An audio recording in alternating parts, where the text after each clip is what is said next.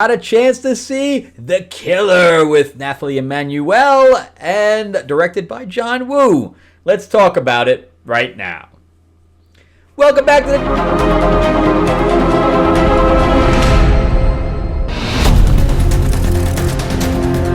the channel, everyone. Thank you so much for spending time with me as we rant about movies, comic books, and television shows, as well as the occasional board game. I am your host, Frank Zanka. I'm an award-winning screenwriter, novelist, and comic book writer, as well as a filmmaker. Thank you so much for spending time with me. I really do appreciate it. And remember to give me that like and subscribe if you can. Give me that thumbs up. I really appreciate that as well. And also remember, I am a board game designer myself, and me and artist Mark Spears have now teamed up to do our classic Monsters card game. We'll be launching in October on Kickstarter. So we have over 400 people now waiting for it to launch. And the link in the description below is just sign up and it'll notify you once we launch. Fun stuff. I'd like to get to 500 before we actually launch. Keep my fingers crossed. So you can be one of those people. So jump in there as soon as you can. All right, so let's talk about The Killer, which is not doing well on Rotten Tomatoes at all. It is a streaming movie on Peacock.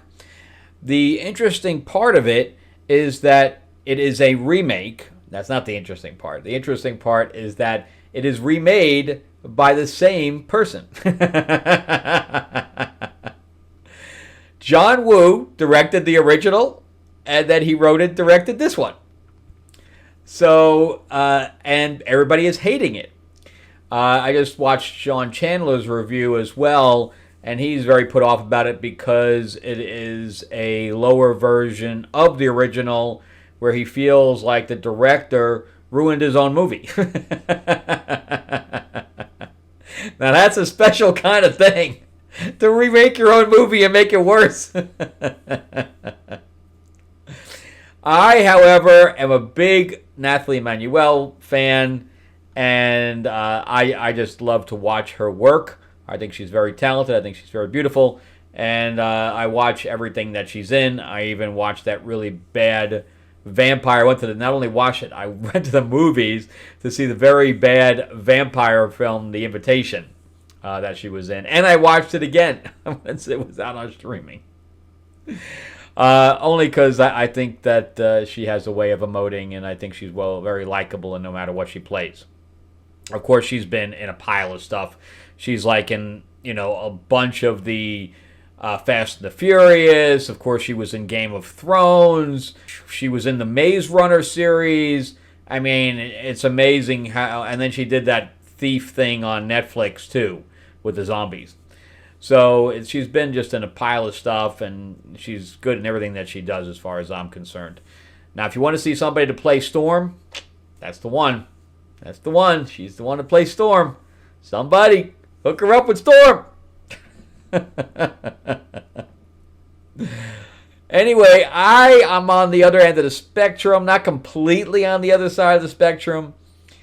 I didn't think it was as bad as everybody's saying it is. I have not seen The Killer probably in many, many, many, many years. I don't think that's the same one that I'm thinking of, The Killers or whatever. I don't think that's the same one I'm thinking of with the girl. But Chow Yun-fat, for sure, who was also in Hard Boiled. I mean, John Woo's done so many things. He did the Silent Night movie that came out recently. It was okay. It had good action, but it was just a revenge story.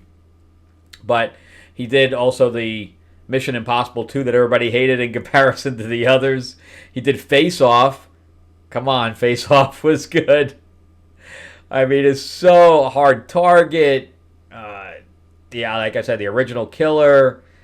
I mean, just so many movies. I think he's got like 100 movies under his IMDb here. It's just phenomenal. Broken Arrow, which again, a lot of people say it's not very good, but I like Broken Arrow. Windstalker, Hostage. I mean, it's just amazing how many movies he's got under his belt. 46 previous films. And then it was written by a couple of guys. One of them doesn't have too many credits, but Brian Hedgeland. I mean, you want to talk about a guy that has a ton of credits. This is the guy. I mean, he's got 26 writing credits, including Robin Hood, Green Zone, Man on Fire, The Order, Mystic River, Knight's Tale, one of my favorite films, L.A. Confidential, another one of my favorite films, Assassins. I mean, the guy and Nightmare on Elm Street 4, that was his first one in 1988. So my question is, you have this director that's directed so many things, some good, some not so good, and then you have a writer with him that's written some amazing screenplays, so in depth, so layered, characters and all these things, and then we get a very middling script with this that is a remake of a classic film, and then on top of that doesn't take the characters in any new direction that we haven't seen. So I'm very confused about the pieces and the puzzle we have together here that doesn't really fit to make something that's bigger than anything that they've done in the past, or it doesn't even live up to what they've done in the past. Now, I didn't hate the film. I really didn't. I didn't love the film. I'm going to forget it. It had some good action scenes, but I don't think that the action scenes, I mean, yeah, they're okay, but I think nowadays we like to see very, very visceral fight scenes. We like to see the main character get his or her ass kicked. We like to see battle damage, things like that.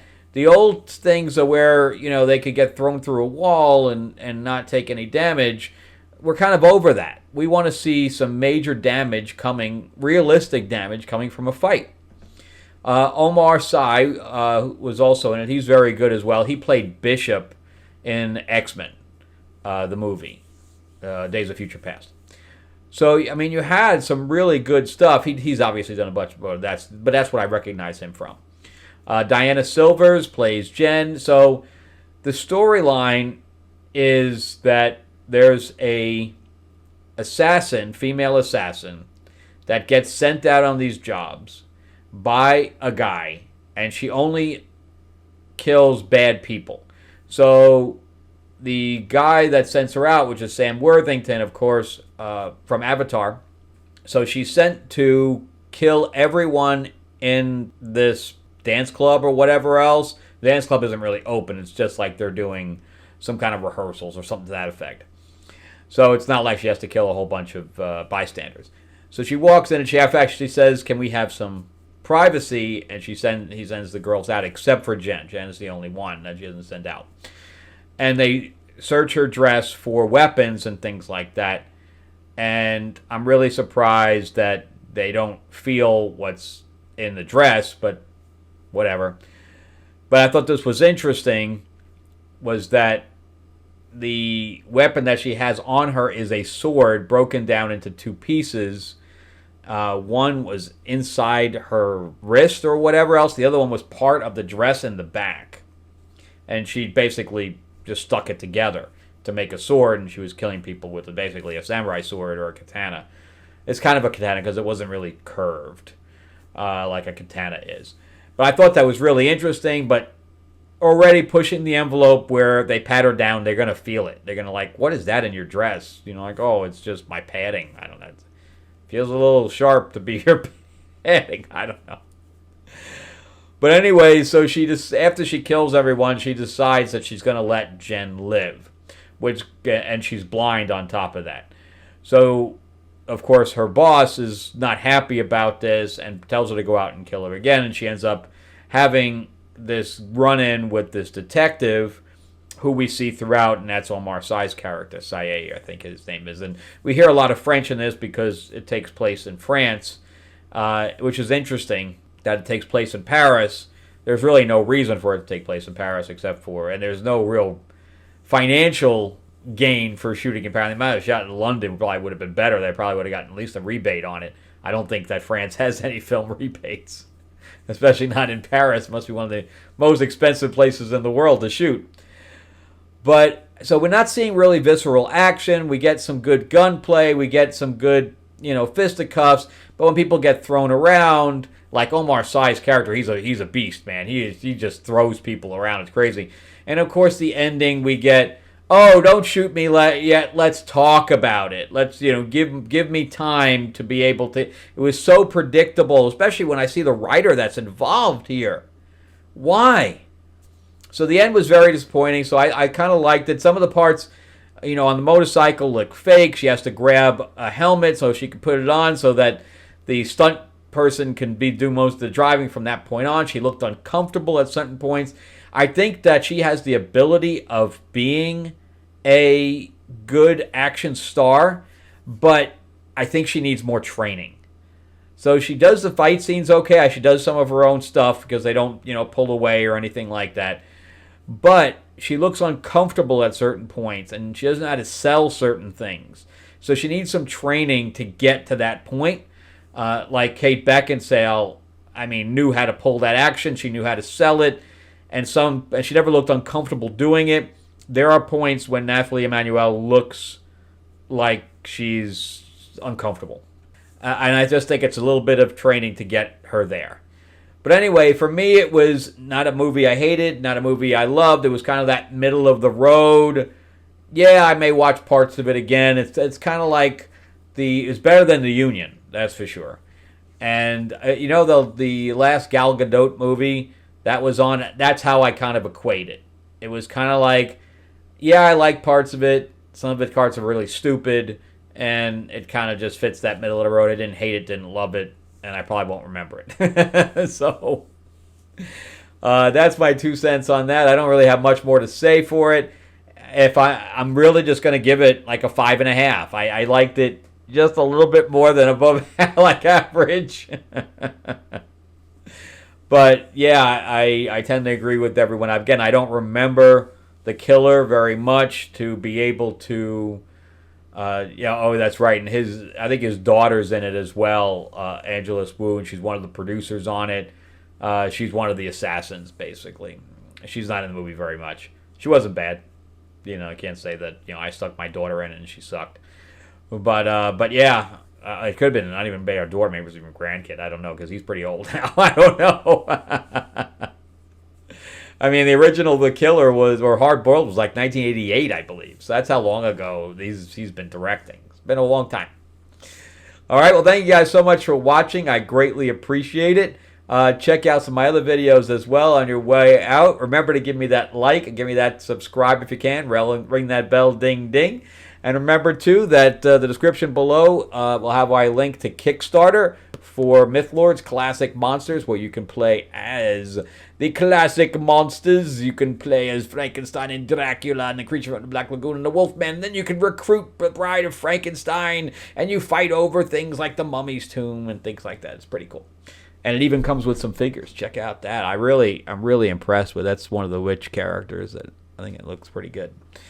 Anyway, thanks again for watching, guys. I will see you guys on the next episode, and you guys have a great week. All right, bye-bye.